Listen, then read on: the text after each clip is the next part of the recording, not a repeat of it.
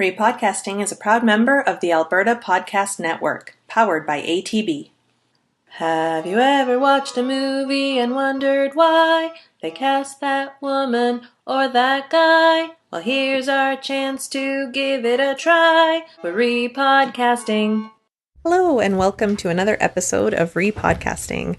I am your co-host, Lucia Julio. And I'm Janet. And we're still in Calgary. In the same room. And today we are very excited because we have a very special guest with us. We love guests. We have Tony from Flix X-Rayed. Hello. How's it going? Great. Hi, Tony. Welcome. Thank you for joining us. You're very welcome.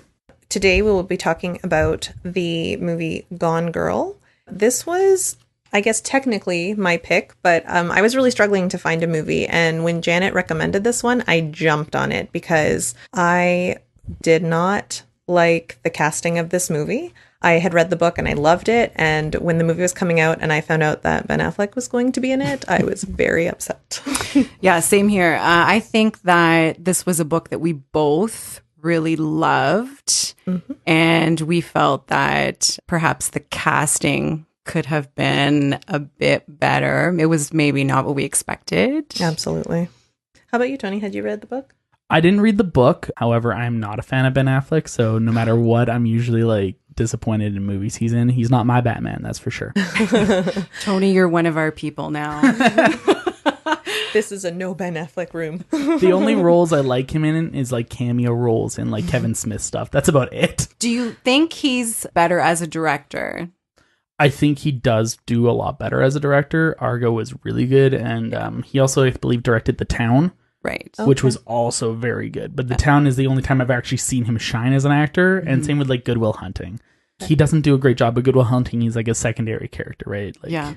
Well, it's just one of those. I think that is where his strength lies for sure, is directing.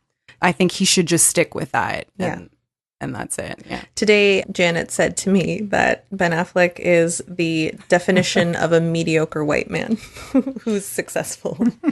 To me, he's someone who he has become very successful and he's not necessarily skilled. He's certainly not the best actor in the room, but he's become wildly successful. He's a household name and I could never figure out why. Yeah, exactly. Okay, well then we're all on the same page on that. So the box office? So we want to talk box office? Absolutely. Okay, so the budget on this was $61 million, and I couldn't believe the box office.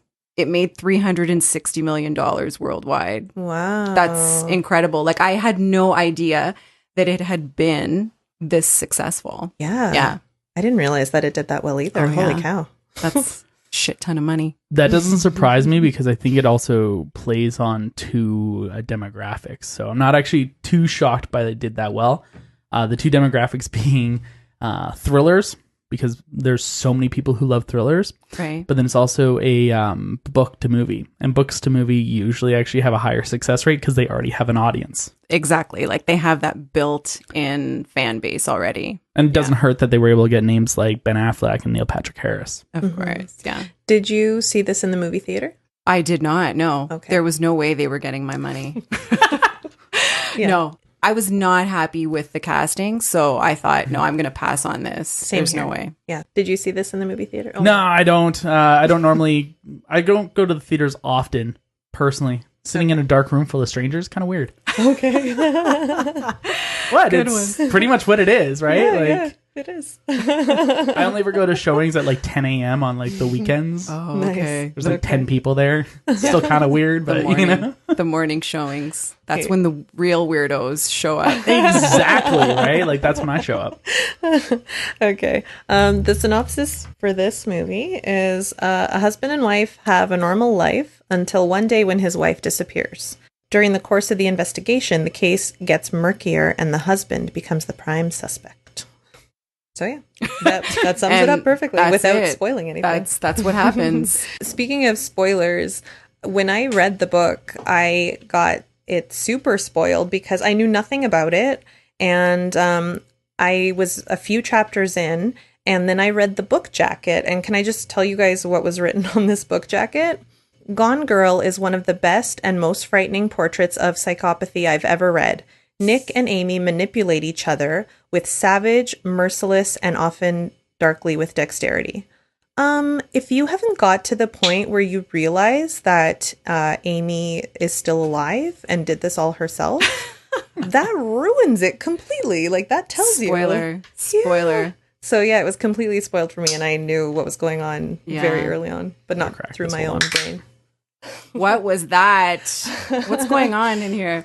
I will say this about the movie. I think they did a beautiful adaptation compared to a lot of like book to movie adaptations that I've seen. I think that it flowed really nicely. I think they did it very, very well. The way I was never confused watching it in terms of the story, like the way they flipped from present to past. I thought they did that exceptionally well.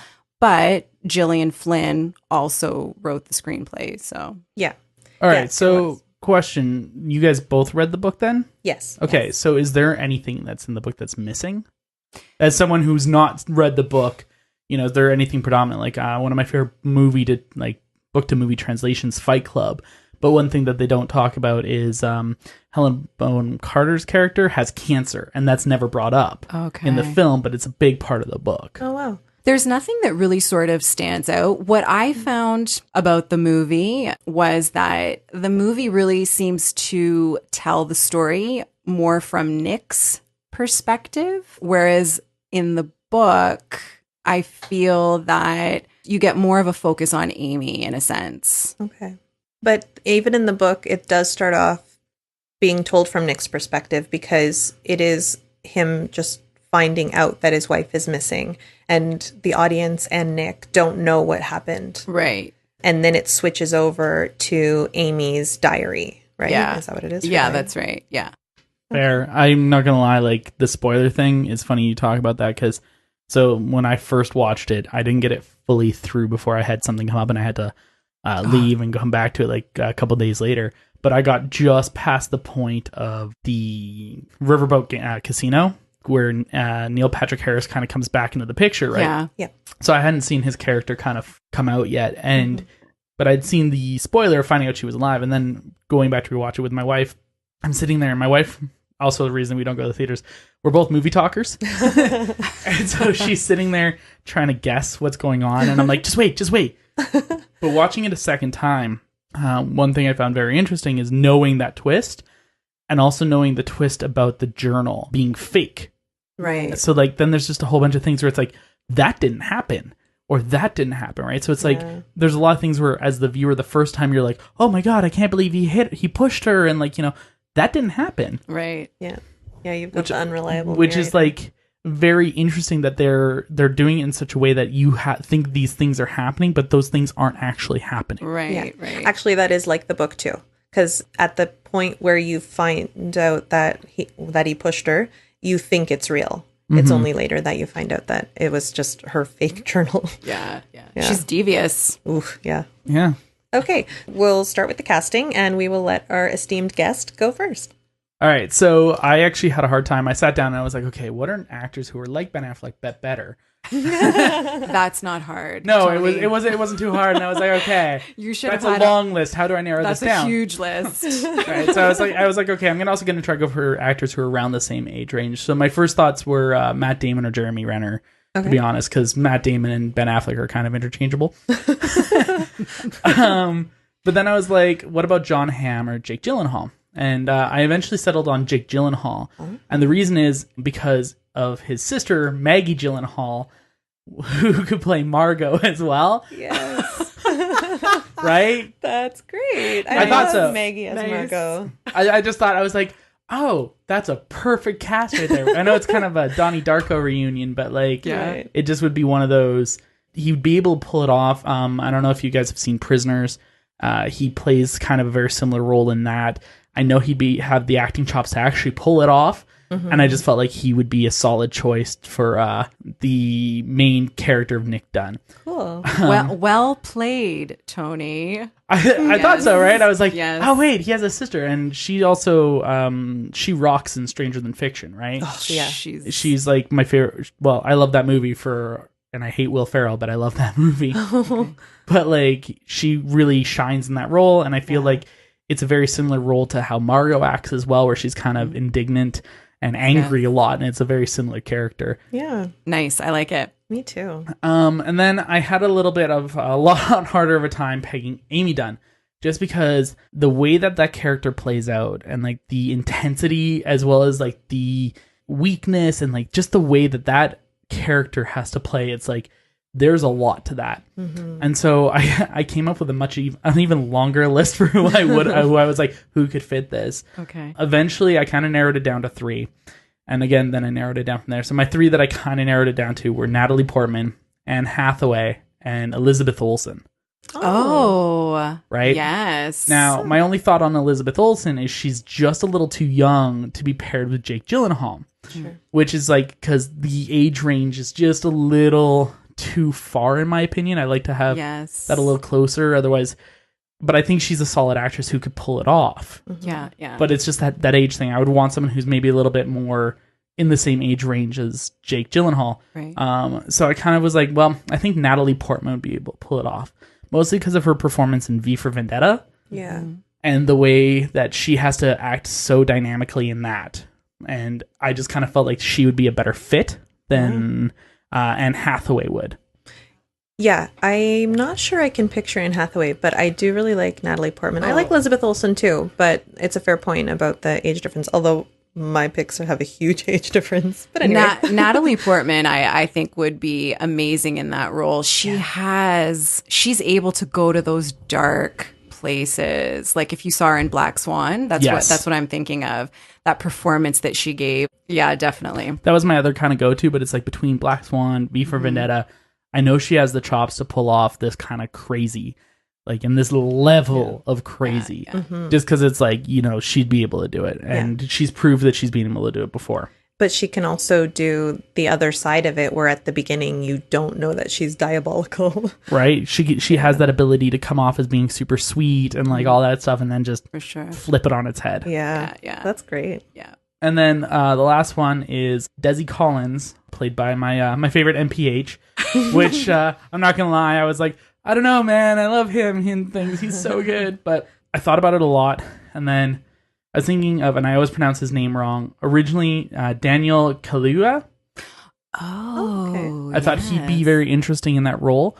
But this is before I saw how creepy he was, right? And then I was like, I don't know if Daniel could pull it off. He's still a pretty fresh actor, but he doesn't quite have that creepiness to him. Yeah. Because I've seen him in Get Out and Black Panther, but like I don't think he has quite that edge, that like able to walk that line of being like the handsome bachelor, but then the creepy, skin crawly character afterwards. Yeah. And so I kind of went back and I thought about it a little bit, and I struggled with his character more than anything. And I eventually settled on, I don't know if you guys watch Vampire Diaries. No. Yes. Damon, played by Ian Somerhalder. Yes. I like it. Yeah. I think he'd be able to play that thin line of suave and creepy. I know, and like the character Desi doesn't have a lot of screen time, but what he does is kind of does play that line. And also I was like, I've picked quite a few big names, and I was like, there's other actors out there, and I had to really dig to where could I find someone who can play that thin line. Yeah, I could see him doing that. There is a definite creep factor to him for sure. Oh yeah. Do you know who it is, right, Lucia? No. Ian Somerhalder? Oh, okay. You're not. I've heard the name, but I don't think I know I'm trying who to it think is. of what else he has done. Like Vampire Diaries is definitely what he's known for. It's like his big one. Yeah, he's not much of a film actor. Like I think he's mostly done like B horror and like television, but that's his like most known role. Yeah. Okay. Nice. I like your picks. Thank you. Yes. Okay, so I will do my picks now. For the Ben Affleck character, Nick Dunn, I thought Sam Rockwell would be a really great option. Sam Rockwell. Okay. Yeah. Now, I have seen him for example, in Charlie's Angels. I know it's a weird one to bring up, but... The movie or the TV show? The movie. Okay. He's great in Charlie's Angels. He is. And also, he shows really opposite sides of his character in that movie. And, you know, Nick, you have to be able to believe that he could be a killer, but then you find out that no, he's not really. He's like just kind of weird and aloof and standoffish. And Sam Rockwell can dance. Not that Nick Dunn ever dances. No, Maybe he would. Yeah, that's what this movie needed more of, was Nick dancing. Right? This needs Sam Rockwell's dance moves. Exactly. I agree. Yes. And he's just a great actor. So Yeah, he is. I really thought that he could play that really nicely. And then for the character of Amy, the first person that I thought of was Olivia Wilde. Oh. Yeah, I Ooh, really I like like it. her. She's, I think, really underrated and not used enough. For anybody listening who might not know who she is, she was in Rush and Tron, The Incredible Burt Wonderstone, and a movie called Drinking Buddies. I don't know if you guys saw that. Yes. I love that movie. She was also in it's a Christmas movie, Christmas Holiday Party or whatever, Oh, with okay. T.J. Miller and Oh, right. I can't remember his Office name. Holiday Party or something. Something like that. Yeah. The one with Jennifer Aniston, right? Yeah, where Yeah. she's the bad boss and T.J. Miller's sister, technically, I guess. Yes. Okay. And what's his face? The guy who always plays the straight man in comedies. Jason Bateman. Jason Bateman. Thank you. Yeah. Yeah. So, so I pictured her and I thought she'd be really great. And then I did look up everybody's ages afterwards. And it turns out that Sam Rockwell was 46 at the time of the movie and Olivia Wilde was 30. So there is quite an age difference there. I didn't realize she was that young. Not that she looks old, but she's mature. So I don't know. I still, even with that age difference, I could kind of picture them together. And I I feel think like it so. would work. I think it would be believable to audiences. Yeah. And then for the Desi character, Neil Patrick Harris, I wanted to find somebody who could walk that very narrow line of like being creepy but seeming sweet. So the person that I landed on was Edward Norton. Oh, yes. Yeah, like I've seen him be very creepy in Primal Fear, for example, or even like American History X. Yeah, so I think that he would definitely be able to do. And like I like Neil Patrick Harris, but I think he was a very strange choice. Seeing him pop up in this movie, literally when he comes onto the screen, I'm like, why is he here? I had the same thought. And I like Neil Patrick Harris. Like, I think he's great. We were just talking about him today. He was great on How I Met Your Mother, and he's a great musical theater actor. But yeah, same thing. Like when I saw him in this movie, I was like, why is he here? What's going on? Yeah. I can understand it. Like NPH is a very dynamic person because it's like, I don't know if you've ever seen the movie Beastly, No. which is not a great film, but he's fun in it. Beastly's kind of a modern take on Beauty and the Beast. Oh, okay. And he plays the blind tutor for the Beast character. Okay. You know, he's in that kind of stuff. And then he's also in the series of unfortunate events, right? As Right. Count Olaf. Yeah. And so it's like, as silly as he is, I can see him playing this kind of character. Okay. That and I just have a man crush on NPH because, you know, actually more than a man crush. Okay. I'm in love with that man. That's fine. We Oh, won't yeah. we won't I'm hold down. that against you. Come on, it's Tony. Doogie. Oh, and I didn't recast Margot. So, those are my three picks. Nice. Okay. So I went above and beyond. I also even thought about it, the sheriff, who I would recast as that. Amazing. The sheriff, I love that. No, you Wow. did well. Tony. It's time for a quick break from our sponsor. Welcome to our first ad. As I said at the top of the show, Repodcasting is now brought to you by the Alberta Podcast Network, powered by ATB. We're so happy to have joined this amazing community of podcasters. Be sure to check out the other terrific shows on the Alberta Podcast Network, such as Assumptions, in which a Christian and an atheist discuss all kinds of topics. But if you're looking for angry fighting, this isn't it. I don't know how they do it, but they manage to have a mostly polite, interesting, proper discourse. Check it out, along with the network's many other amazing podcasts. You can find it all at albertapodcastnetwork.com. And now, back to the show.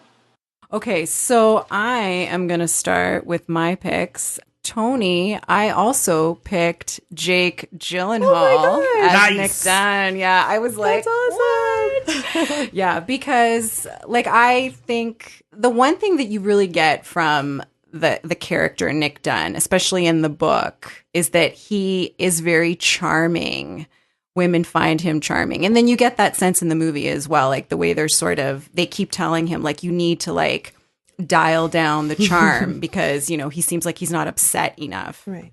So that's why I went with Jake Gyllenhaal, because he just has that natural sort of charm and charisma that audiences really connect to. He's such a stunning talent. Like, he literally can do anything. If you've seen him in Enemy, Prisoners, like Nightcrawler. He's great. Nightcrawler. Yeah. He can do anything, in my opinion. So I went with him. I didn't believe Ben Affleck in this role at all. I felt that Ben Affleck was just playing himself, essentially. And you know what's really interesting was they asked David Fincher, who directed the movie, they asked him why he... Who I love, by the way, normally. Like, he's great. He usually picks great people, right? Mm-hmm. He's great. And they asked him why he selected Ben Affleck for this role. And it was an interesting answer because he said that he went with Ben Affleck because he felt that Ben Affleck had dealt with this sort of thing in his personal life, like that scrutiny, that public sort of scrutiny. So he felt that Ben Affleck could really bring that to the role and it would be an informed performance. But my sort of thing with that is, well, then he's just playing himself, essentially. Hasn't every actor kind of dealt with that scrutiny? That's what I was going to say. Yeah. As long as you pick any big name, they'd have dealt with that. Yeah. I thought... pick Brad Pitt then, because there's the whole Jennifer Aniston, Yeah. I thought the same thing. It's like, well, if you're an actor, like that's part of the package. Like, you're constantly under public scrutiny. So I thought that was... I don't know, maybe like a weak answer, but... Yeah, I agree. Essentially, that's what I thought. And he doesn't have the charm. Like you mentioned, the character is supposed to be charming. I don't get charm off Ben Affleck. No. I don't know. Maybe that's just me. It's a personal thing, but I don't get that charisma. Yeah. Like, I get he has the half-cocked smile, but like that's about it. He doesn't have that charm. No, not at all. Just smugness. Smug. No charm. Yeah. So that's, I love Jake Gyllenhaal. He can do no wrong as far as I'm concerned. So that was why I went with him. So for Amy Dunn, Rosamund Pike, she received tons of accolades for this performance. I mean, she was nominated for an Oscar for Best Actress, BAFTA, SAG Award. Like, it was a critically acclaimed performance. And I'm not taking anything away. It was solid. Mm-hmm. Like, she was. So. Oh, she I totally was great. agree. Like, I was like, I have to recast her, but I want to cast her. But I agree with Tony in the sense that this is a really complex character. Like, Amy's devious and she does all this crazy stuff, but she's not just crazy. Like, when you're reading the book, there's that sense that you almost are in awe of this character, that she's so devious that she pulled this off. Yeah, but she's also like so intelligent. She thought of everything. Exactly. Yeah. There's that sense of like, wow, she didn't miss a thing. So for me, like, Rosamund Pike's performance, while she definitely like hit those notes of crazy, I almost got the sense that that's what you took away from it, that she's just like this crazy woman and like you don't get the complexities. I kind of felt that she didn't hit all of those notes. Mm-hmm. But again, like, I don't want to take away from the performance because she was awesome. She wasn't Ben Affleck. But did you find that they had chemistry?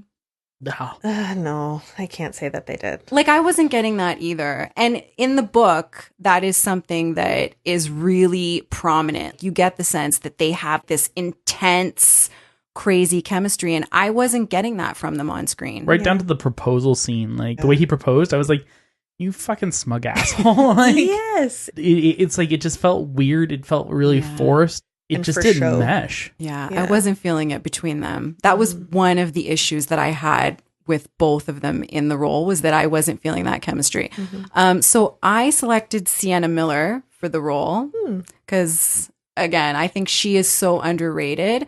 I feel like she could have hit those sort of complex notes. She could have gone to those sort of darker nooks and crannies. She did a movie with Steve Buscemi. I don't know if either one of you have seen it. It's called Interview.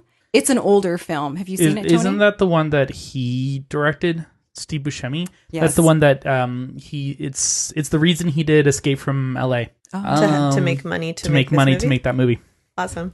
Yeah, he directed it. Basically, it's just the two of them in the Oh. movie. He plays a journalist, and he goes to interview her. She's an actress. And that's where I think I really was like in awe of her acting abilities. But I think she would have done an amazing job with this role.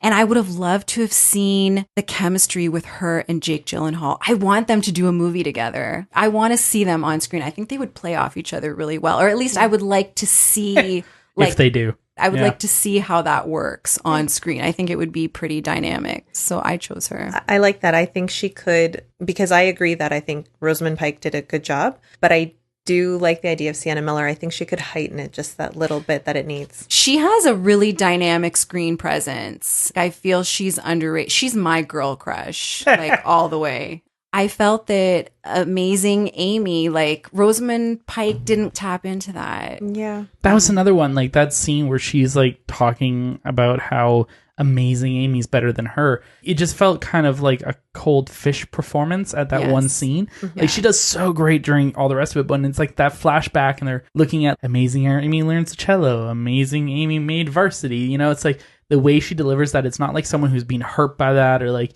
it was just so cold. I agree. But like it just didn't feel to me like to match what she was actually feeling. Yeah. Yeah. And I feel like that partly was because of the way that Ben Affleck and his dynamic with her, like there was no chemistry there. So it almost didn't feel like she felt like she could be safe with him. Yeah. I think Sienna Miller would have like kicked the shit out of this role. Yeah. I Nice. think she would have done it. Obviously, there's some emotional parent damage right there. It just doesn't get shown. It doesn't get the voice it needs. Yeah. Okay, so now for Desi Collins. Yeah, he just didn't do it for me, Neil Patrick Harris. Like, I love him, but you know, my biggest sort of issue was that he wasn't creepy enough. I felt that he needed to be more of a creep, especially in the book. Mm-hmm. Yeah, he was way more subtle in the movie than the character in the book. In the book, he's a creep. Yeah. Like, he gives you the heebs. Yeah, you almost understand what she does to him because you see a lot more clearly in the book that, yeah, she kind of is a prisoner. Like, this guy has seen his opportunity and unless she kills him, like, she may be stuck with him forever. Yeah. So, I don't know. Like, for me, I wasn't feeling it with Neil Patrick Harris. Sorry, Tony. That's okay. So, I picked Peter Sarsgaard. Do you guys know who he is? Mm-hmm. Yeah. Peter Sarsgaard, just Google his face. Oh my gosh. And that's super creep. I love him. I think he's a great actor. Okay. Isn't he Pennywise, the new Pennywise? Oh. Yes. I believe so. Yeah. Yeah. Peter Sarsgaard? Yeah. Yeah. Really? From Hemlock Grove, right? Yeah, he's Jake Gyllenhaal's brother-in-law in real life. Oh, really? Yeah. Oh, shit. He's the vampire guy from Hemlock Grove, right? Are you thinking, you're thinking Skarsgård? Oh, I am. You're right. Yeah. No, this is Peter not Skarsgård, Sarsgaard. Oh, okay. Then I don't know who it is. Okay, so Give us some credit. he's done a huge body of work. Okay, so he was in An Education with Carey Mulligan. He was in Flight Plan. He was in Jarhead, The Skeleton Key. Yes. He's in everything. He's just one of those character actors. He just flies under the radar. He does have kind of a creepy look. He has such a creep factor Yeah. about him. And I think he would have done really well. Oh, okay. I just Googled him. you He's know in the who he is? Magnificent Seven, the new one with Yes. Chris Pratt. Okay, That's I know who right. he is. That's right. Yeah. So I would have liked to have seen him in that role. I think he could have brought the full on creep to that role. And again, he's such a great actor. I would have loved to have seen how he would have played off Sienna Miller and even Jake. Well, I've seen him he was in Jarhead with Jake Gyllenhaal as well. But I would have liked to have seen that dynamic with Sienna Miller as well, like how that sort of chemistry would have played on screen. I think he would have done a really awesome job. Yeah, that's a good one. I think that would have fit. He wouldn't have stood out as much as NPH did, but like, I get it. It's like he does have that elegant creep factor that's just He does. And, you know, maybe they wanted big names for the roles. I mean, it was... Well, Rosamund Pike wasn't a big name really at that point. She's pretty well known, though. maybe not in our circles here in North America, but she's a very big English actor. She is. Okay. Because she's been in like at World's End and like, oh man, I had to look up her IMDb recently, and She's done a lot of period. yeah, pieces. Pride and Prejudice. And I think that might also be what part of her performance felt rigid to me, is because she's not using her proper accent. Right. She did a film with Ryan Gosling and Anthony Hopkins, which off the top of my head, I can't remember the name of it right now. I know I should know. But she kind of had that same vibe. And I think it has a lot to do with what Tony is saying. She's not using her proper accent. So I don't know. Maybe. She probably has to think a lot more about what she's saying, and therefore certain mannerisms might not come across. Maybe, yeah. That's what I find sometimes when you have actors who have to like suppress an accent. That's true. I'd never thought of that. Even though she did amazing, it's just like when it comes to the psychotic scenes, she's amazing. But when it comes to like the scenes where she's supposed to be natural, it seems kind of rigid. Yeah. And I know that they try to portray her as a bitch character. It still just comes off as being like rigid and not as like flowy. Yeah, exactly. Unnatural. Yeah, definitely. So those are my picks. Very nice. Do you like them? I love that you guys picked the same Nick Dunn. Yeah. we were on the same page, yeah. And now you can pick Maggie Gyllenhaal, right? It just works.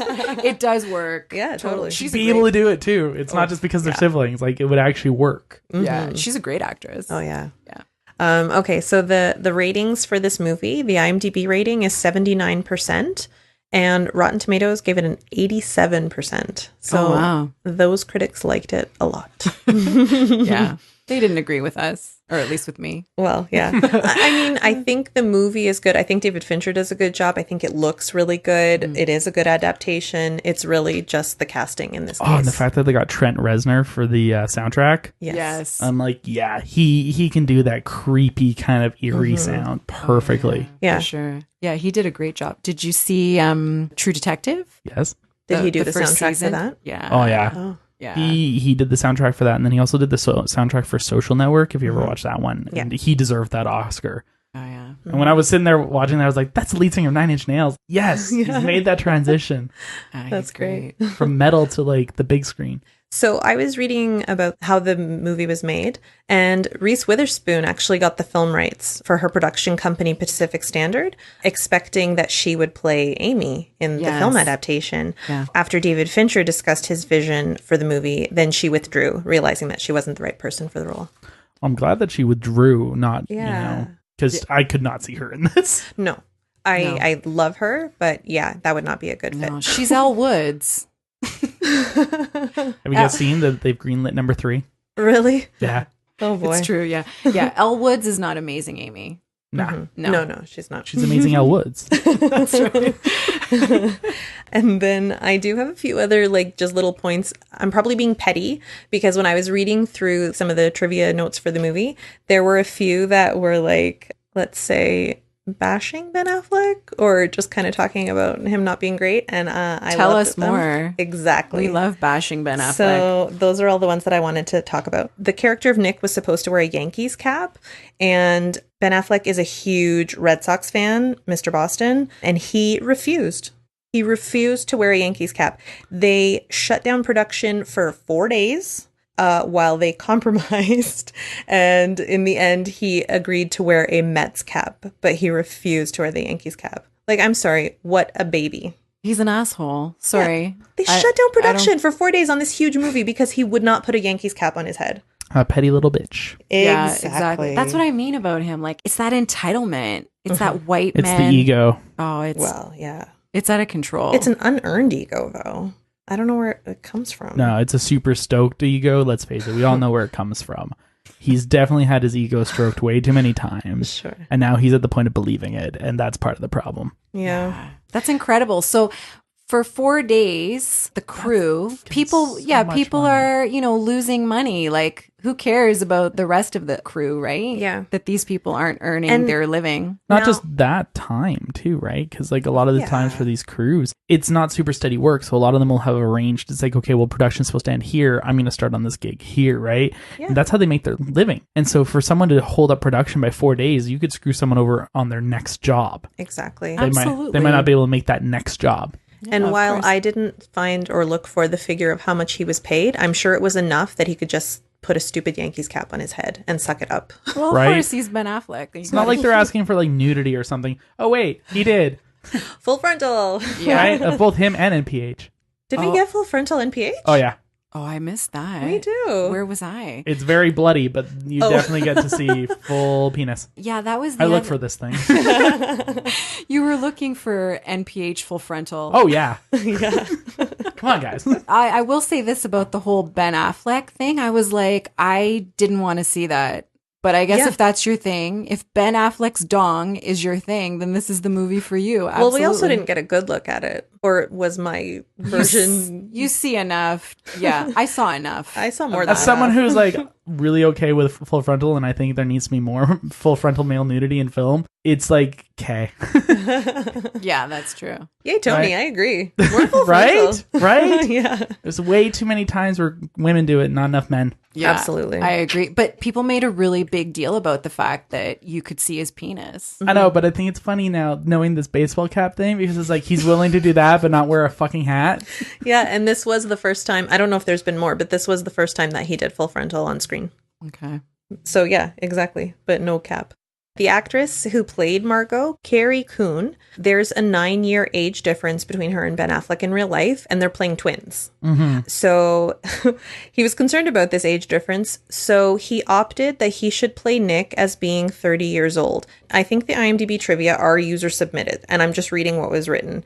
That makes zero sense to me. I don't even know what that means. He opted to play Nick as 30? You don't look 30, dude. Yeah, I don't understand that. Yeah, but they definitely dyed his hair, right? Like if you think about like the way that he looks in Batman, which came out like a year later, he's got almost full gray. He's Oh, like, does he? Yeah, he's got a lot of gray in Okay. Justice League, which came out like pretty much the next year, right? Okay. That also probably means that he spent way more time in makeup than he needed to, so they could get rid of some of those lines, Yeah, you know. But like, maybe. that's probably all that means is that he probably was being way more picky about how he looked on screen. But here's the thing, like, they look the same age. He looks the same age as Carrie Coon. I think they look the same age. I forgot they were twins. Is that mentioned in Yeah. the movie? It is. Oh, it is. They call it twincest. Oh, that's Yeah. right. In the airport. That's Yeah. right. No. Which, yeah, it did seem like twincest. There was something weird going on there that I did not enjoy. If that is true, that really says something about how ridiculously vain he is. No, seriously. Like, Yeah. who He's cares? a big man child. Yeah. Yeah. Oh, that fits in line with everything we know about Ben Affleck. Absolutely, yeah. Okay, and then Come on, another... marriage is hard, guys. I don't know if you guys remember that one. Of course. No. I think it was a month before that. I might have my timelines wrong, but I think it was in the show Happy Endings. There was like a throwaway joke that somebody says, well, what marriage isn't hard? And a character says, Ben Affleck and Jennifer Garner, those two have it figured out. And then it was like a month later. He's like, marriage is hard. So yeah, that was funny timing. A weird thing that I found out too is Rosamund Pike used a Dora the Explorer doll to practice her sex scene with NPH. What? She used a Dora the Explorer doll to practice her sex scene. No, I heard you. Okay. I just am like, logistics? Like, is this like a full-size Dora the Explorer? Like, was she practicing slitting Dora's throat? Was that what this was? I have never seen a life-size Dora the Explorer doll. I've also never looked for one. So I don't know the logistics of it. Why Dora? What did Dora do to her? Yeah. There's something extra like sinister about There's that. something really weird about that. Yeah, I don't get that connection. Yeah, no, me neither. I just thought that was very strange and needed to be told. Now, I did look up some of the actresses that had been considered for Amy, and Jessica Chastain was one. Oh, nice. Yeah, Charlize Theron, She's on my list. Oh, really? Natalie Portman, Yeah. Olivia Nice. Wilde, and Emily Blunt, and Rooney yeah. Mara. Okay, I can see those two as well. Yeah, I thought if Charlize Theron was on my list as well. Yeah. Mostly because I just watched Atomic Blonde, but like, Yeah. But she could do it. Oh, yeah, she'd be great. And then John Hamm was seriously considered for Nick. also on my list. You know what? I actually had him on my list as well. Nice. I almost cast him as Nick, but I felt like we needed a bigger name. And I just think that Jake Gyllenhaal is obviously a better actor. See, I pulled him from my list because I was looking at his age versus who I was looking at with like Natalie Portman. I was like, he's significantly older. Yes. Which there's nothing wrong with that. He's a very handsome man, but like I just didn't feel like he'd be able to do it. But I definitely thought that he would have the ability to play that role. Although I just love him more in comedy than anything. That's the thing. Like, Yeah. he never even crossed my mind because I really do, I guess, think of him as a comedic actor because that's probably just more of what I've seen of his work. But as soon as you said it, I was like, oh, I like it. John Hamm would be great. See, I was thinking about his he's in an episode of Black Mirror. Oh, okay.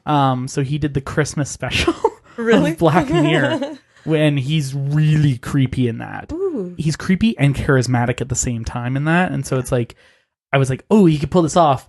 But then I was like, nope, the age gap to me is just too much. And I don't like doing that where it's like, it's done way too often where you have such an older guy with such a younger woman. And it's just like, I just don't like that. Hollywood does it way too much. Yeah, I agree. What is the age difference between John Hamm and Natalie Portman? Oh, I can't remember. But it's like a decade or so. It's about that because she's in her late 30s and he's in his 50s, I think. Oh, okay. Yeah. Yeah, I thought of him because of, if you've seen him in that show that he did with Daniel Radcliffe, they play doctors in it. He's definitely, he hits those darker notes. So I think he could have done it. Is it a TV show with Daniel Radcliffe or is it a movie? It was a TV show that they did, yeah. Okay. But it's actually really good. It's excellent. If you can get your hands on it, I would recommend it 100%. It's great. It's the Young Doctors something or other. I can't find my phone. Keep talking, Lucia, and I will... I'll fill for time. All right, what's your other trivia you found? Oh, Brad Pitt was also considered for Nick, as you mentioned. I didn't look at any of these. I just apparently I was in the same mindset. So you're on fire, Tony. I have two more potential Nicks, but one of them is really strange. First is Ryan Reynolds, who no, I don't love it, but I think could he has see the it. charisma side, but not the creep side. Yeah. And then the other one is Seth Rogen. I feel like that was a typo. A Young Doctor's Notebook. That's it. Oh. Yeah. You got it. I think you guys missed that. Seth Rogen was considered to play Nick Dunn. No, he wasn't. Right. What? Yeah. I feel like it was a typo. I must have read it wrong, but yeah. That's... Like, what? You know what? I guess... No. He's not Nick Dunn. Because, like... No. My guess is I know that comedians sometimes play the best dark characters, but that's not the dark character, right? Like, I almost think in that mindset, it's like it'd be interesting to see like Kristen Wiig in like the role of Amy. Yeah. But because it's like if you think about like Robin Williams in Insomnia or 1 Hour Photo or like Jim Carrey in The Number 23, the reason they're funny is they have something very dark that they dwell on. And that's kind of what a lot of comedy is. And so it's like I could see certain comedians pull it off, but Seth Rogen? No, I can't see that. He doesn't fit the part physically. I like him a lot, but charisma is not really a word I would use for him. Yeah, just every single thing about him does not fit Nick Dunn. I feel like he'd be shouting all his lines all the time. Like he'd be shouting at everybody. And look very confused a lot. Yeah. What? Mm-hmm. Yeah, that one really blew my mind. I did not see any of these. I saw them all on That's IMDb. Amazing. Okay. So that's all I have in terms of trivia. I don't know if anybody else found anything. I have no trivia. Okay. No, sorry. Yeah, that's okay. It's not required. And it's time for one more break before we get to our Tony Danza segment. I mentioned earlier that the Alberta Podcast Network is powered by ATB. For those of you who don't know, ATB stands for Alberta Treasury Branches, and it's a financial institution here in Alberta. But there's so much more than that, too. They also have the ATB Arts and Culture Branch. If you're an artist, you know that banking can be difficult because your income isn't really traditional. So ATB's new Arts and Culture Branch was built for you. You can finally get your banking done in a way that works for you and the industry you work in. The ATB Arts and Culture Branch is opening in Calgary and Edmonton in the next few months. Stay tuned. And now, back to our show. So now we will go on to our segment. Our next segment. Hold me close, young Tony Danza. It is time for Hold Me Close, Young Tony Danza. Yay. The segment where we cast Tony Danza into one of the roles in this movie. So we'll let our guest go first, Tony. I actually had this written down because I'd wanted Tony Danza to kind of fit in with what I already had. Not so much like, because I know occasionally you guys will go, oh, I'd put him in like Nick Dunn or something. But I was like, I can't really see him for that one. But I saw him more as Tanner Bolt. That's who I put too. Yeah. Right? Like, as much as I think Tyler Perry did a really good job in that role, like, he definitely made that role really well. Yeah. I honestly think if I was to put Tony Danza somewhere in here, I would put him there. Yeah. That's awesome. That's also who I Old picked. Tony Danza as well. Because I think him, like, laughing at Nick Dunn when he hears the story about the conniving wife, it's like, oh, man. You know, like, I could see him really, like, working that. Yeah. I love it. So I cast Tony as Amy's dad.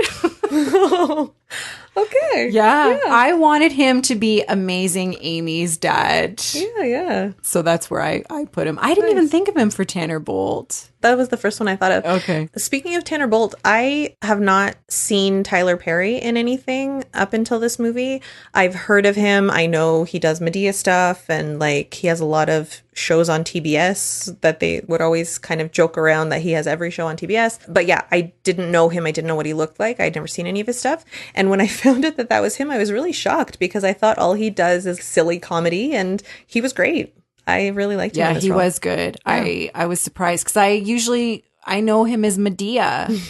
So Medea Goes to Jail is my favorite, all right? So when I was like, yeah, he can play like a more serious kind of role. He was fun. I enjoyed him. Cool. Okay. I think he did rock that. Yeah. Considering he did Ninja Turtles terribly. Fucking Michael Bay. He did? Yeah, he plays, I'm a huge nerd about this. So there's a character in Ninja Turtles who turns into a fly. Okay. In the second Ninja Turtle one, Michael Bay Ninja Turtle one. He's that character, but they don't turn him into the fly. They just make him, he's the doctor who makes Bebop and Rocksteady. Oh, okay. I have not seen any of these Ninja Turtle movies. I saw the first one. Okay. Because I'm married. That's the only reason. Oh, no. See, I'm a big Ninja Turtle fan, and I was like, I gotta watch this. And I loved Bebop and Rocksteady, but everything else was garbage. I mean, I loved those horrible 90s Ninja Turtle movies. Yes. Turtles in Time. I missed this whole Ninja Turtle phase. It's okay. You don't need to go back. It's all good. Okay, so that's everything for us today. Right now, we will just ask Tony to give us his plugs. All right, so I'm the host of a film review podcast called Flicks X-Rayed. You can find me on iTunes, Google Play, any of your major podcatcher apps. I'm also on Twitter and Instagram and Facebook at Flicks X-Rayed with the capital F and capital X. If you want to follow me on any of my socials. Nice. Yeah, do follow him. I love your Twitter page. Thank you. Okay, and then for us, you can find us at Twitter, Facebook, Instagram at Repodcasting. And don't forget to email us your suggestions. Please email us. Yeah, we're getting desperate now. It's kind of sad. Why should we have to come up with all these movies? We need help. Yeah. But speaking of coming up with all these movies, our movie for next month, well, it's not a movie. What we've decided to do is a Star Wars special. Ooh. Yeah, so we are going to recast Hayden Christensen in the prequel movies and Alden Ehrenreich, I hope I'm saying that correctly, in the Solo movie. Thank God. Yeah, Thank you. we're going to stir up some fanboy shit in Probably. the Star Wars world. Not really. If you're recasting those two, I'm pretty sure everyone's going to be okay with it. Yeah, they'll be on board. Yeah, those are the only two that we want to touch. Everything else we're cool with. Good. Okay. Not even Jar Jar? Come on. No, we just want to remove Jar Jar. We don't need to recast him. Okay. Well, Tony, thanks for joining us. Yeah, no worries. Thank you. This was super fun. And thanks for setting us up in your studio. This Yay. studio is a dream. We literally recorded an episode today in my closet. This is a podcaster's dream for sure. Yeah. Yeah. Thanks very much, Tony. Yeah, no worries, guys. And thanks for listening. Thanks. Bye. Bye.